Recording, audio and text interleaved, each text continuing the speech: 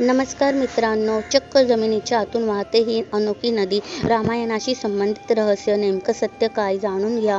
नमस्कार मित्रांनो, श्री स्वामी समर्थ. तसं पाहायला गेलं तर भारतात नद्यांना देवी स्वरूप म्हणून पूजा केली जाते. पृथ्वीवर अशा अनेक नद्या आहेत ज्यांचा स्वतःचा इतिहास आहे. पण तुम्ही कधी कल्पना केली आहे का, देशात एक नदी आहे जी जमिनीच्या आत वाहते? हो, हे खरं आहे आणि काही भाविक तर यावर अढळ श्रद्धा देखील आहे असं म्हणतात. या नदीचा इतिहास रामायणाशी जोडलेला आहे. काय आहे यामागील आख्यायिका, नेमकं सत्य काय आहे हे जाणून घ्या. भाविकांची अढळ श्रद्धा. या नदीचे नाव फाल्गू नदी असून ही भारतातील बिहारमधील गया येथे आहे. येथे येणारे भाविक जमिनीच्या आतून वाळू काढून नदीचे पाणी काढतात. त्यानंतर आपल्या पूर्वजांना प्रार्थना करतात. ही नदी जमिनीच्या आतून वाहते, यामुळे तिला अंतसलीला असेही म्हणतात. विशेष म्हणजे या अंतसलीलावर लोकांची अढळ श्रद्धा आहे.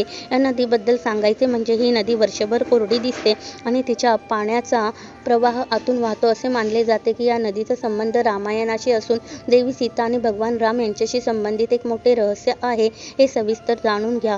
या नदीचा रामायणाशी संबंध. मोक्षनगरी गया येथील जिल्ह्यातील विष्णुपद मंदिराच्या काठी वाहणाऱ्या फाल्गू नदीत पाण्याचा साठा राहत नाही. याचे कारण देवी सीतेचा शाप मानला जातो. पौराणिक कथेनुसार त्रेतायुगात भगवान रामांचे वडील राजा दशरथ यांच्या निधनानंतर भगवान राम पिंडदान करण्यासाठी त्यांची पत्नी सीता आणि भाऊ लक्ष्मण यांच्यासह गयाधामला पोहोचले होते. दरम्यान भगवान राम काही साहित्य गोळा करण्यासाठी तेथून भाऊ लक्ष्मण यांच्यासह निघाले. दरम्यान आकाशातून एक आकाशवाणी झाली, ज्यामध्ये पिंडदानाची वेळ जवळ येत असल्याचे सांगण्यात आले. हे ऐकून माता सीतेने स्वतः सासरे राजा दशरथ यांना पिंडदान अर्पण केले. त्यावेळी गाय, कावळा, पंडित आणि फाल्गू नदीला त्याचे साक्षीदार केले. जेव्हा भगवान श्रीराम भाऊ लक्ष्मण यांच्यासोबत परतले तोपर्यंत पिंडदानाची प्रक्रिया पूर्ण झाली होती. यावर प्रभू रामांनी पिंडदानाबद्दल विचारले असता देवी सीतेने संपूर्ण कथा सांगितली. यासोबतच पंडित, गाय, कावळा आणि फाल्गू नदीलाही त्यांनी साक्षीदार म्हणून संबोधले. पण जेव्हा रामाने पिंडदानाबद्दल हे 4 प्रश्न विचारले तेव्हा फाल्गू नदीने खोटे सांगितले की माता सीतेने पिंडदान केले नाही.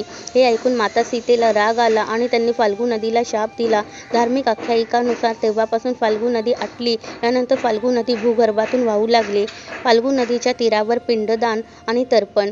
पिंडदानासाठी फाल्गू नदीला खूप महत्त्व आहे. फाल्गू नदीच्या तीरावर पिंडदान आणि तर्पण अर्पण केल्याने पूर्वजांना उत्तम गतीने मोक्ष प्राप्त होतो अशी प्रचलित धारणा आहे. येथे पिंडदान अर्पण केल्याने पूर्वजांसह कुटुंबातील 7 पिढ्यांचा उद्धार होतो असे सांगितले जाते. एवढेच नाही तर पिंडदान करणारा स्वतः परमस्थिती प्राप्त करतो. मात्र देशात श्राद्धासाठी एकूण 55 महत्त्वाची ठिकाणे आहेत. त्यापैकी बिहारमधील गया हे सर्वात महत्त्वाचे मानले जाते.